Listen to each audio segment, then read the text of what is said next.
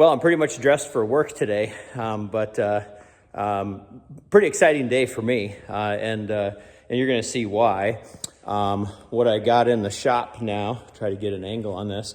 The Jimmy's back. So the Jimmy, give a little better shot of it here.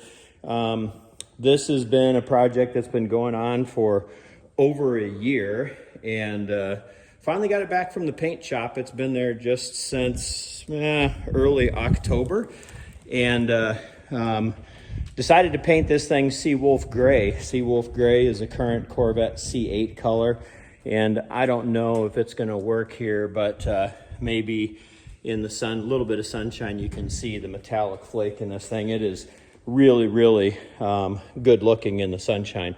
I'll see if I can't get another posting of that. Tape the door shut just because don't have anything else, but you can see the inside of this thing. The bottom part, door panels come down to here. So this is exposed and painted. Door jambs are painted. Beautiful job. Down here to here, the dash dash pad goes, but then under here is painted, the glove box, etc. So this thing is really looking good. Tailgate in there is painted also. It's wired shut. And then there's a closeout panel once we get all the pieces back in. But you can see this thing is completely stripped, and there's a reason that I don't have any of the front end on this, and that's simply because I've got a new LS engine that's going to go in it with the original SM465 transmission and transfer case. It's a four-wheel drive truck, and I'm going to need to do a lot of work in the engine compartment. So I wanted to have free access. So, you come up and you look and just imagine, the engine that's in there. And by the way, all the brakes, all the lines, everything is going to be replaced. But I can get in and do all the work that I'm going to need. Probably have to touch up a little bit of the frame. It was painted nicely, but as you know, you go to a paint shop and there's a little bit of overspray or dust. So anyway, that's just a quick rundown. I got more work to do. I want to get this thing on the lift today. I want to start tearing into the brake lines. I'm going to work this thing from the bottom up. New brake lines, new master cylinder, new proportioning valve, new brake booster. Got to get the pedals back in it. Everything is tore out of this thing. So it's going to be a super fun project. And finally, all the dirty work that I had to do to get this thing to this point, now it's back, and around the shop, I've got radiators surround and the engine sitting over there, and there's parts up on the top of the cabinets over there. And yeah, excuse the shop. I got a lot of stuff going on here, and I'm trying to keep it organized, but it's not easy. So anyway, I'm going to get this thing on the lift, get the trailer out of here, close the door because it's cold out and I'm losing my heat, and we'll chat with you later. Take care. Well, today's going to be another fun day. Yesterday was getting the Jimmy unloaded and getting it up on the lift, and I did that, and then I tore in and replaced all the brake lines. I'd left the original brake lines in place. There was really nothing wrong with them, but I learned a long time ago, whatever you don't replace, expect to replace eventually, because old stuff just ends up failing. So doing that work now is a whole lot easier, especially the proportioning valve, because the proportioning valve I'll show you where it is. It's on the front of the vehicle. It's right behind this. So all the lines, you can see the little pipes that aren't terminated to the master cylinder, but that proportioning valve is right there. And that would be a major pain to put, to replace or to do any kind of a repair on if everything's stacked in there, radiators, etc. So I got all the brake lines fixed, and now I'm moving on to, got kind of my table laid out here, and I have new fuel tank, new sending unit, new pump, of course, because it can be fuel injected, and then the fuel fill and the vent line.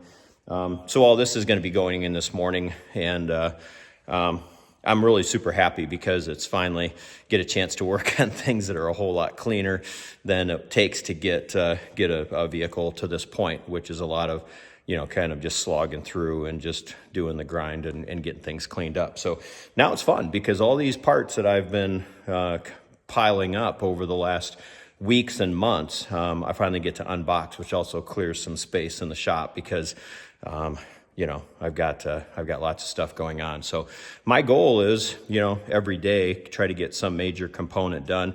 If I can get this fuel tank assembled and I have everything where I can hang it without, you know, without causing a problem, meaning I've got all the fittings and everything else, then I will get all of that done.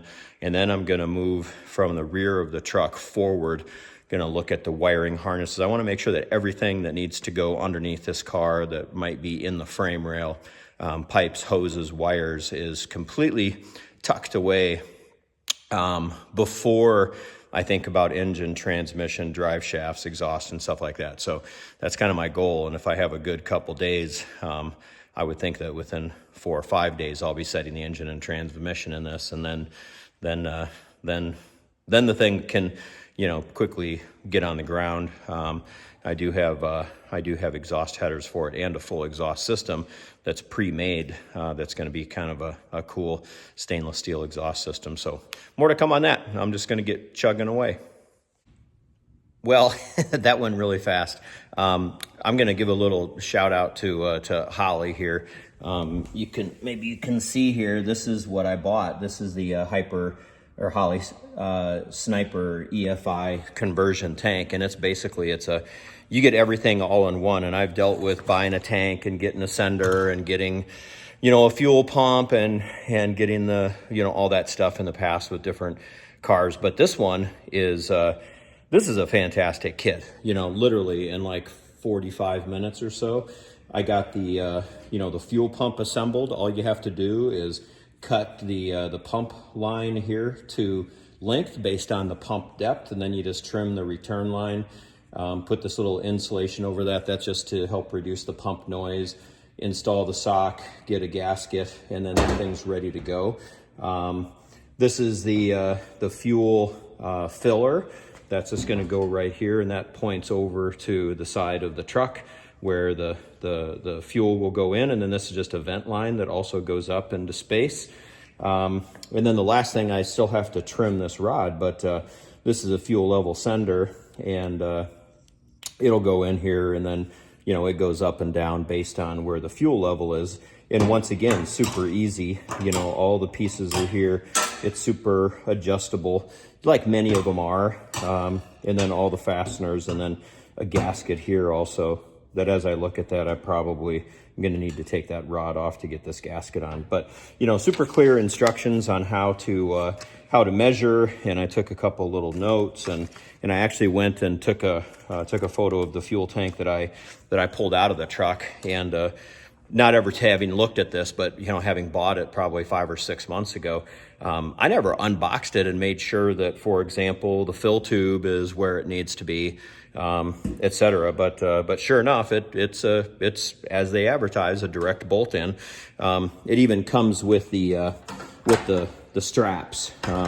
This tank or this truck actually came with a skid plate that kind of wrapped around the fuel tank. So I guess my first thing that I'm going to do is I'm going to get this tank up in there. I do have to figure out, and I'm going to pull out, I got a fuel line kit, but here you can see, you know, just some NPT fittings that I have to have for the fuel line, the return, and then that center one that's sticking out there, that's just a vent. And then that vent actually goes to another part that they included, which is this little guy. This is, you know, if you would potentially, it's got a little check valve in it too. So if you roll the vehicle over, it's supposed to not let all the fuel out. But this is just to help vent as you're pulling fuel out or pushing fuel in. It kind of works maybe a little bit in conjunction with this one.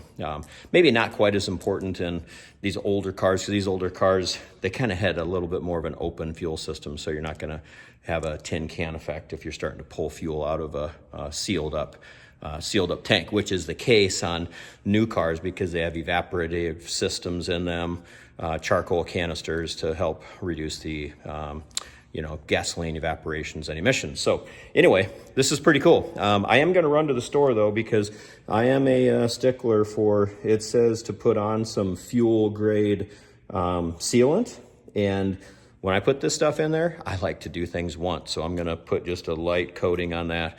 And then I noticed that the screws that they have, they also have little O-rings in them. So nice details for fasteners, which make a difference. So anyway, some good progress, and it's only been an hour. Check this out. This is the side of the Jimmy, and when you can come in and you can see in the sunlight, this thing is going to be fantastic. And then you take away the light, and it just kind of looks gray. But then you come back in with some good light. I don't know. This is pretty. This is beautiful. And then you can see that feature line, that the metallic just goes away. But then if you come up here, and you get the light at a different angle, it once again lights that up. That's kind of paint travel. You can see then down below it goes away. But pretty cool how this thing is gonna look. I'm pretty excited about it.